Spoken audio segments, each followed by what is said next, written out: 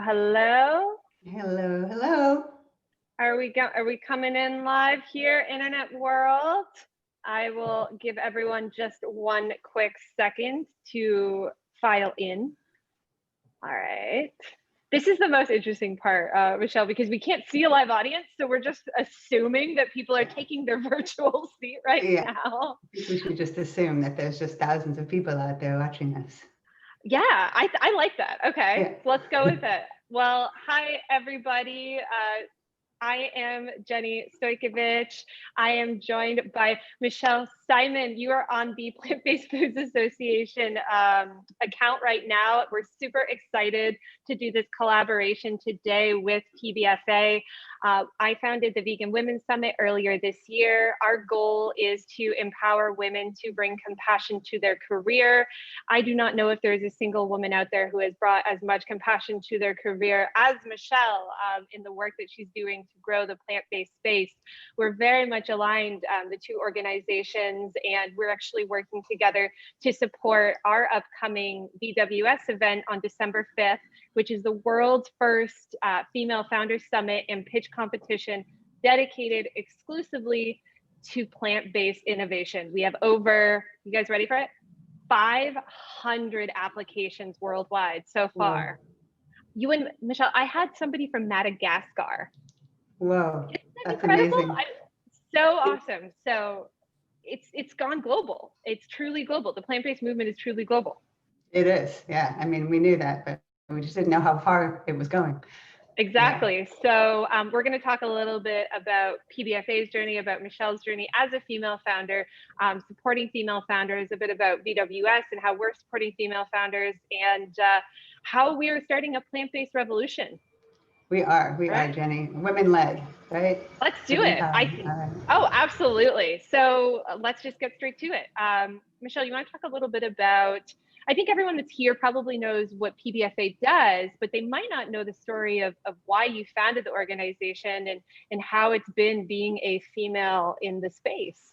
Yeah, well, thanks, Jenny. Thanks for inspiring us to have this conversation today. It's really a thrill, and I'm really excited to talk about, the origin story kind of gets away from us as, we're now actually approaching our 5th anniversary, which I'm very excited about. But the origin story is important, I think, to remember, and in part because it does involve actually two pretty cool women, if I may say so myself. So I have known Miyoko Schinner, a powerhouse in the movement for many years, and she's been in the movement for many years, and I've known her for almost as long. And it was a conversation with her that I had in, I remember where we were at Millennium Restaurant, which is a fabulous vegan restaurant in San Francisco. And it was late 2014. And she had just started her company and was having some challenges with the state of California regulators around how to label her amazing cheeses. And they didn't like it that she was going to use the word cheese, right? And we know the dairy lobby is having a bit of a problem with companies like Miyoko's who are really trying to push the envelope and say, hey, you know what? Cheese doesn't have to come from animals. And so she was, sharing this story with me, and she had to call it something silly like cultured nut product. And I said, well, that's ridiculous. We should really form a trade group. That's what trade groups do, right? They fight stupid laws. And this was after my years of, exposing the evil doings of the dairy and meat lobbies, right? So that's, of course, what they have done for years, and all sectors of the food industry band together through trade associations is not a bad thing. It's just how to have collective action. And so I thought, well, we should, follow in their footsteps and form our own powerhouse group of companies. And so that was the inspiration. And then we launched officially in early 2016. And proud to say that I've also grown our team of all really passionate, amazing women. And now here we are almost 5 years later with over 300 members, food companies, businesses. We have all kinds of supporters now in our wonderful network and a really strong growing community of plant-based foods. So it's really a thrill to see that excitement and be part of that journey. That's amazing. I love how Miyoko just she's part of our origin story too. She's there, you know, Everywhere. she's there Yeah. everywhere. It's incredible. And she runs a sanctuary to boot. Right.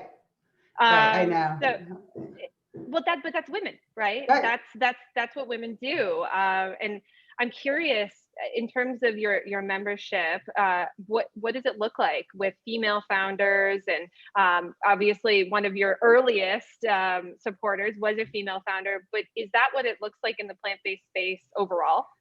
Well, as you know, Jenny, we are facing a bit of a challenge, right? So, you know, the way I think about it is, of course, our industry is just kind of a microcosm of society at large. And as we know, we have a big problem on our hands with industries in general, and the natural industry and plant-based foods leadership and funding really dominated by white men. And you know, I definitely have taken, I take particular interest, shall we say, in the women-led companies that we have as members. We support all our members equally, of course, but I'm always particularly excited, you know, when I see a female-led company come along, and Miyoko has inspired, you know, a lot of others. And, you know, another great example of a company I'm really proud of is Nut Pods, and that's run by Madeline Hayden. And that is a company that started with us at the very beginning.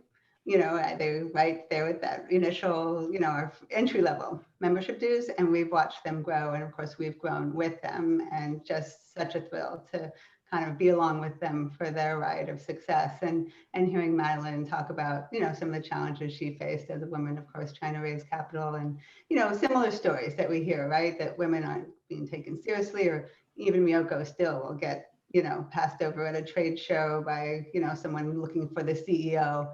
And so, you know, these are ongoing challenges, right, that women face. And so, you know, what we're trying to do at PBFA to help counter this or address this issue is a couple of things. You know, we have a mentorship program. We're going to step that up even more now with a focus on women founders and CEOs to really give them particular support. And we've also been working hard this year for getting ready for next year's new board members. So I'm proud to say that my team and I have worked together to recruit several new board members, two of whom are African American, one woman from Impossible Foods who's just amazing. And so, you know, and the story there I really want to emphasize is that it wasn't easy. And I'm not proud of that, but I think it's important to say it does take effort, right? And we hear this all the time, like, oh, well, they're just not out there. And it's like, well, actually, you just have to look deeper. And I remember someone saying that to me at some point in my career, that when I said something like, I was looking for experts, that's what it was. I was looking for experts to serve on a panel. And this person said to me, maybe you should change your definition of expert. And I thought, wow, yes, thank you for, you know, making me question how I'm even going about this. And, you know, when we were recruiting for these board positions, you know, there was one company that wasn't even a member.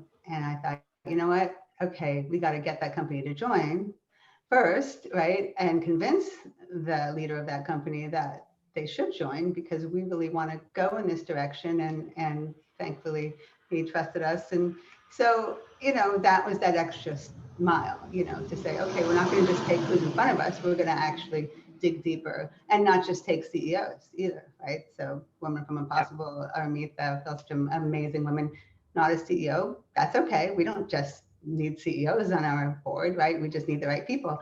So, you know, it's really about, changing your approach, digging deeper, and taking more time to really find the right people to, if you're really dedicated to it. And I want to really thank my team, you know, our membership director, Sarah O'Leary, was instrumental in helping to identify these additional board members, as well as Sabina Ivas, who really, Vias. She really worked hard and she is actually taking the lead on our diversity work. And so I want to give her a big shout out to say, you know, it's when you bring the right people together and on your team to also be the leaders, that, you know, it's never just one person, right? It takes a village. And so anyway, just really excited to say that we're moving in a really good direction, both with giving our women and people of color leaders more support, and of course doing a lot more work to bring in the members that we need to diversify our industry. That's incredible. Just really quick, was it by intention that you ended up becoming an all-women's team, or did it just happen? Yeah, right. So, I wouldn't say it was by intention. Like I certainly never excluded anyone. It was really just who presented themselves. So, Yeah. And so it was definitely not deliberate. It really was just who, it literally was, wow, this person's great. Yeah, she wants to work with us. Of course. I mean, you're a powerful woman. Yes, join the team. I mean, I never, ever chose a woman over a man. It didn't happen that way. It was just who came, and it just sort of shaped that way. And I don't know, you could say, well, why is that? There may be reasons for that. Maybe, some of these women may have been drawn to a strong women leader. I don't know, but yeah, it just sort of evolved. And I want to say we have men on the team. They don't happen to be part of the full-time staff. We do have several men consultants. We have a great media consultant. Our state level lobbyist is a wonderful man. So we certainly don't exclude men. And of course, we have men on our board who are wonderful and have been great leaders and all of that. So we have a diverse team. Yeah.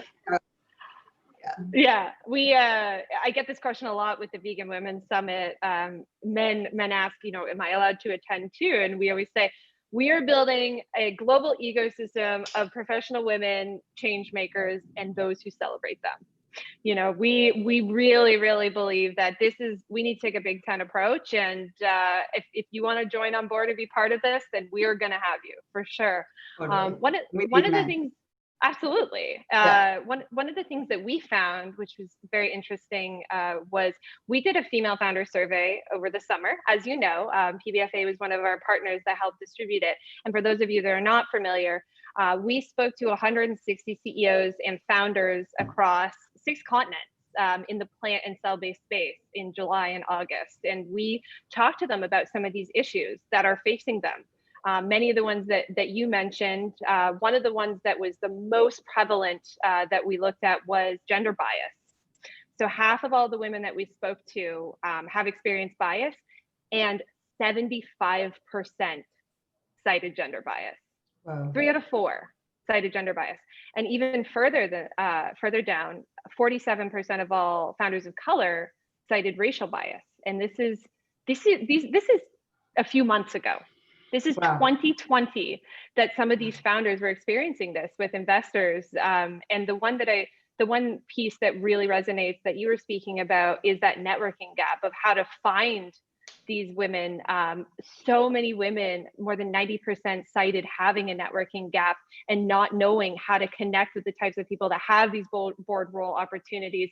A lot of them also were mothers and had huge time commitment and financial constraints that were really preventing them from being able to network.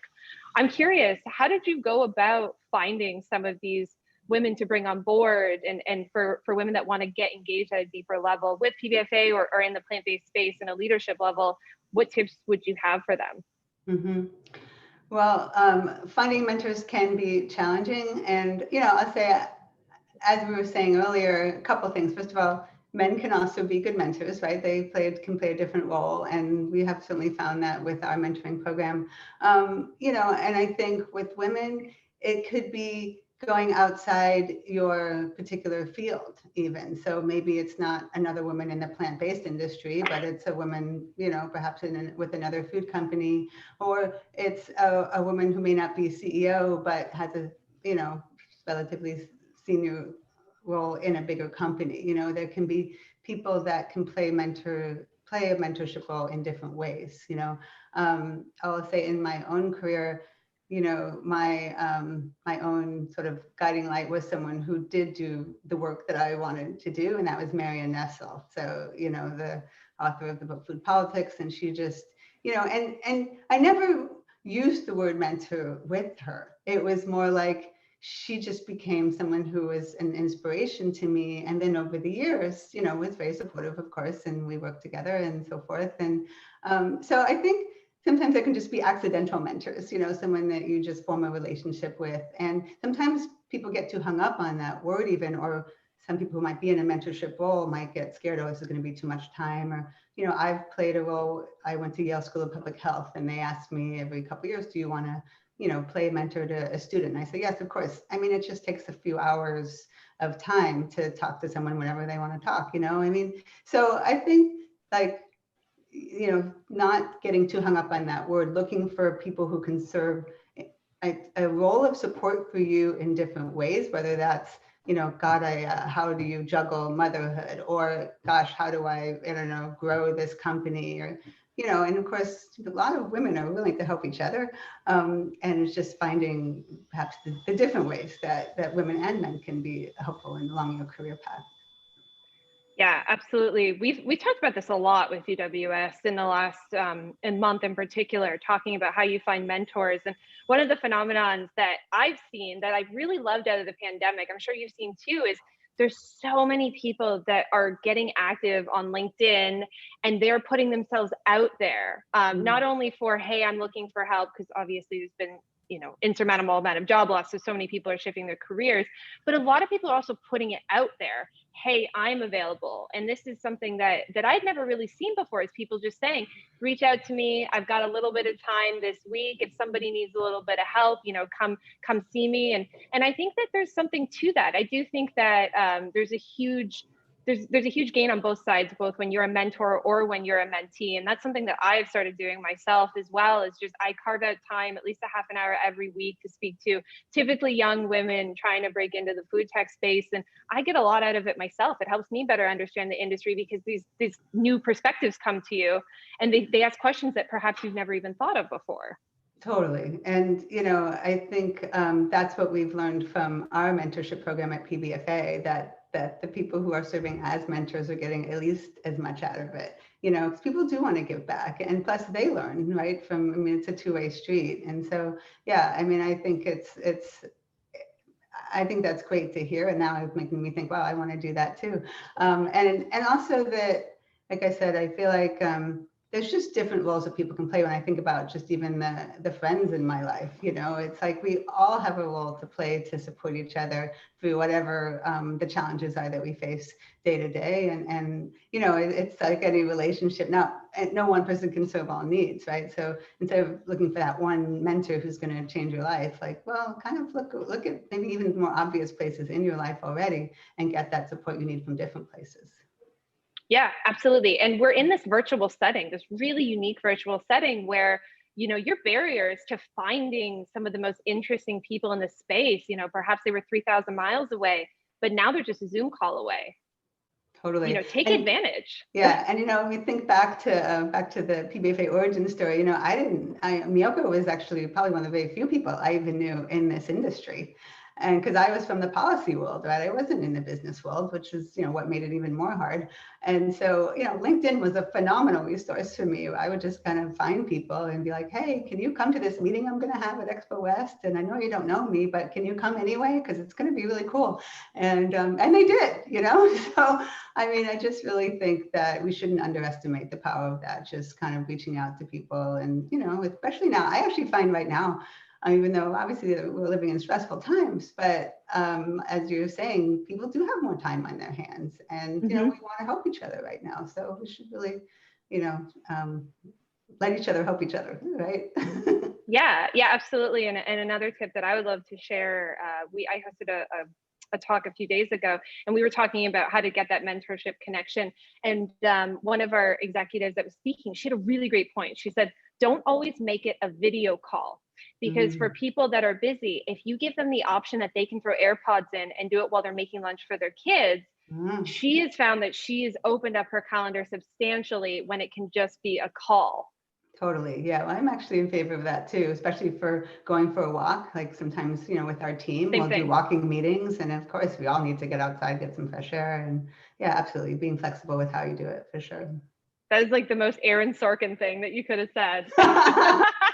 Walk and talk. Yeah. Yeah. Do you see the reunion that they did? Did you hear? No, I haven't seen it. Yeah, they did a reunion for the election. Like they did a once all on a stage together, did a whole episode. Oh, I want to see that. Oh my God. Yeah. Yeah. I had a feeling. Yeah, I'm definitely a fan. Yeah.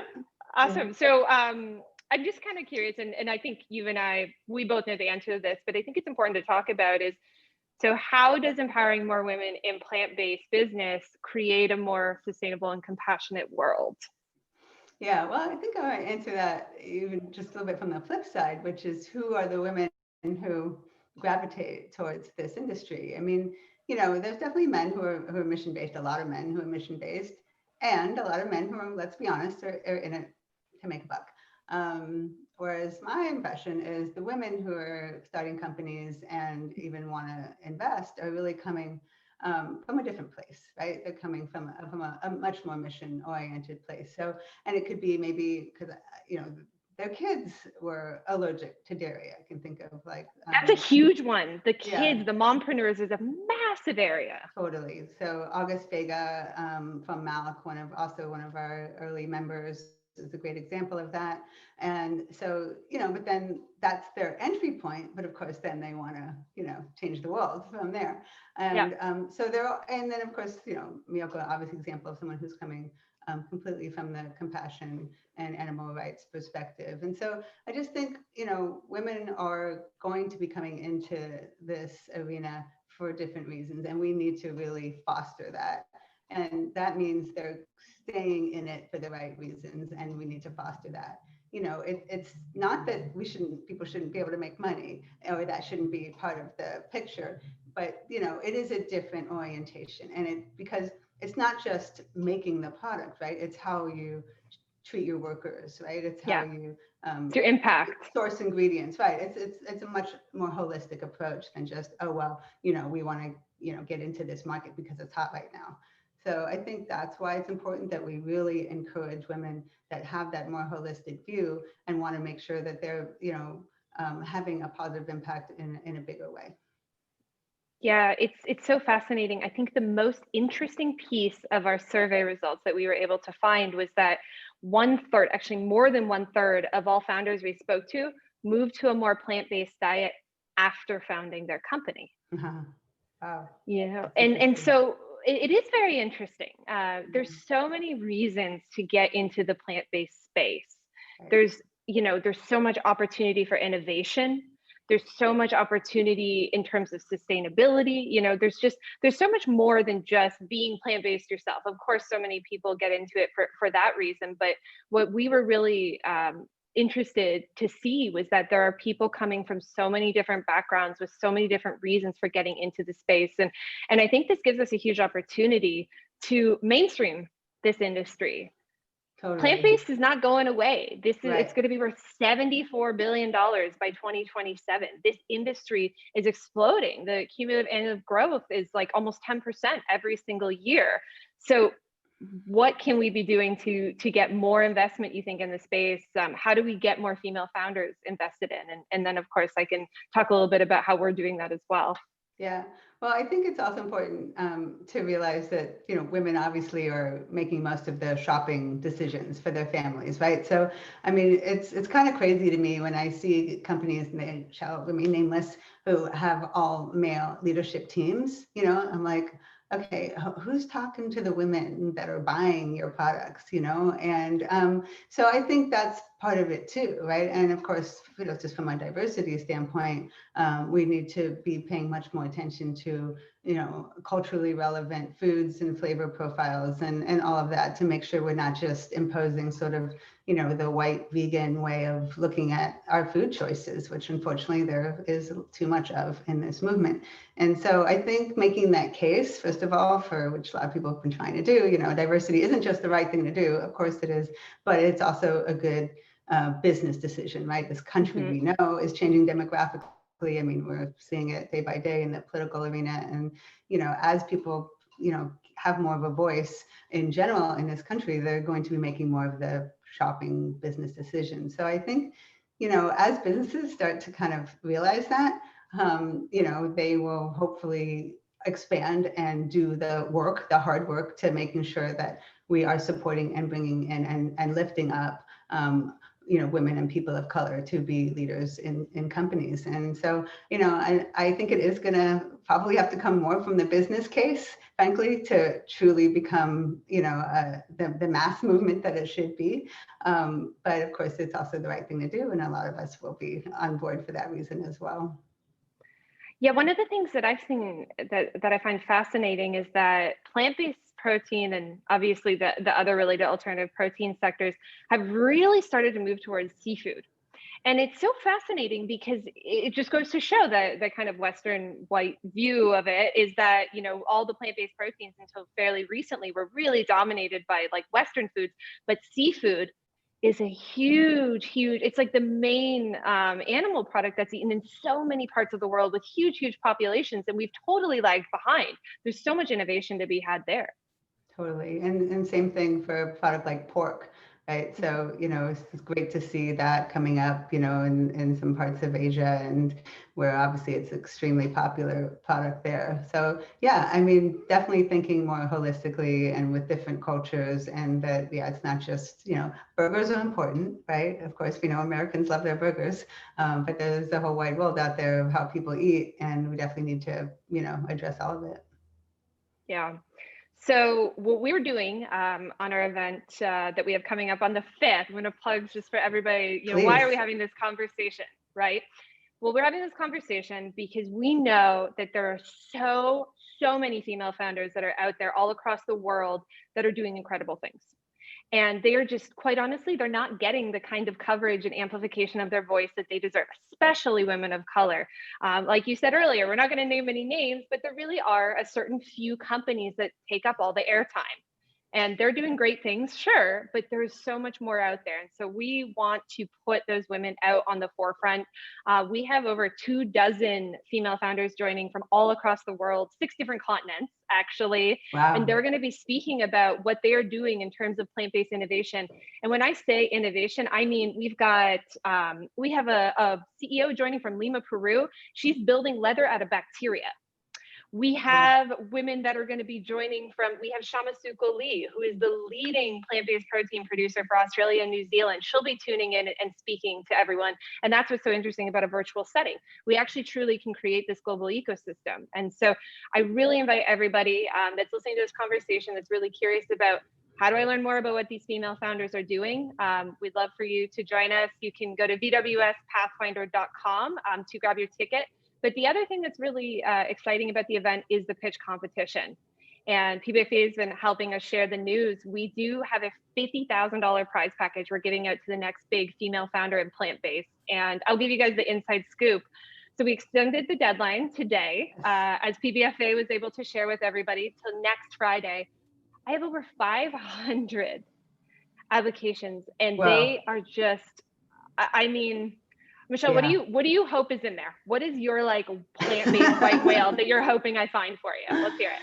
Yeah, I don't know. I don't want to say that there's a gap because, then I'll probably get in trouble. Someone will message you after and be like, actually. Hey, yeah. But no, I think what's exciting is there's still so much room for innovation, right? I mean, and that's what's really fun about what's happening right now. Well, there are companies that have been doing this for a long time. They're innovating. As we know, there's lots of startups that are, raising the bar.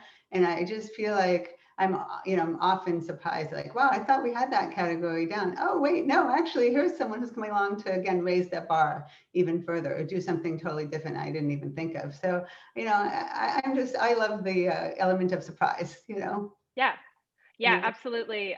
Well, everybody, if you are an up-and-coming female founder, you heard it. The pitch applications are still open. We want to hear what your big idea is. We also will have, Michele is part of our selection committee, so she will be taking a look and putting her expertise to finding our finalists. So excited for that. Otherwise, what do you want to leave everyone with today? What is your words of inspiration? No, I think, I'm inspired every day by just the way that people are really, like you were saying earlier, looking for the ways to support each other. And so I guess, now I'm going to go put something on my LinkedIn page because you've inspired me to do that. And I think for us, to be checking in with each other more right now, right? How are you doing? One of our colleagues at PBFA has said that instead of saying, how are you? We should say, how are you coping? And I just love that, and I actually like right now that we're taking a little bit of extra time to check in with people. Hey, how are you doing right now? I know this is hard, but the good news is there are so much exciting things happening in the plant-based movement that is what is carrying us forward as a team, even in these stressful times, that there's such excitement and so much opportunity, and this industry is really on the rise, and it's just a thrill to be part of it. So, and thank you for what you're doing as well. It's really inspiring. Yeah, absolutely. Well, just to echo Michelle's statements, strap yourself on. It's a rocket ship. The ideas and the opportunities that are coming out every single day to build the plant-based revolution are huge. And I'm really excited that Michelle is paving the regulatory path for us. I will find the founders and I will get them funded, and I will turn them over to PBFA, and we will build the future of this country and beyond. Thank you, everybody, for giving us your lunchtime. You can learn more about our event at vwspathfinder.com. Grab your ticket to join and watch. As I said, everybody is welcome, all backgrounds, no matter where you are in your journey, whether you're in the plant-based space or not, no matter what your gender is, we want to have you, or we want to hear your pitch idea. And Michelle, tell everybody, maybe there's some people that don't know PBFA, where they can find you all. Certainly. Thanks, Jenny. So you can check us out at plantbasedfoods.org. Everything you need to know about PBFA is there. If you're not a member yet, please sign up. You can reach out to our membership director. And, we have lots of information, resources on the website, and it's a great community of brands and affiliated businesses and just individuals who are, excited to be part of this growing movement. So, and really thank you, Jenny, for allowing us to have this interview today. And I'm really thrilled to be part of what you're doing. And I think we're making a great team. Yeah, one team, one dream. All right. Well, thank you, everybody. Awesome. We will talk soon. All right. Bye-bye.